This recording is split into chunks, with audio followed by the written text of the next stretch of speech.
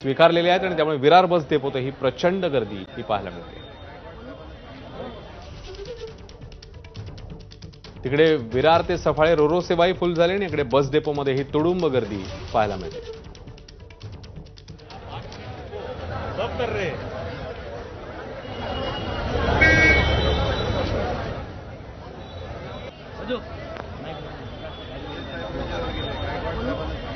संध्याकाळच्या सुमारास पालघरमध्ये ओव्हरहेड वायरचा जो प्रकार घडलेला होता त्यानंतर अजूनही लोकल आणि त्यासोबतच लांब पल्ल्याच्या गाड्या यांचा खोळंबाच पाहायला मिळतो।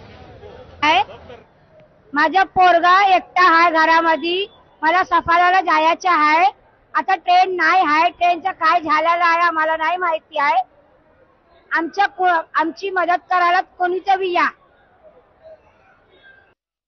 तुझं नाव कुठून आले आणि काय समस्या तुला ओळखतात? मी बांद्रावरून आलेली आहे। माझा पोरगा एकटा आहे घरामध्ये, मला सफाळ्याला जायचं आहे। आता ट्रेन नाही आहे, ट्रेनचं काय झालेलं आहे आम्हाला नाही माहिती आहे। आमची मदत करायला कोणीतरी या।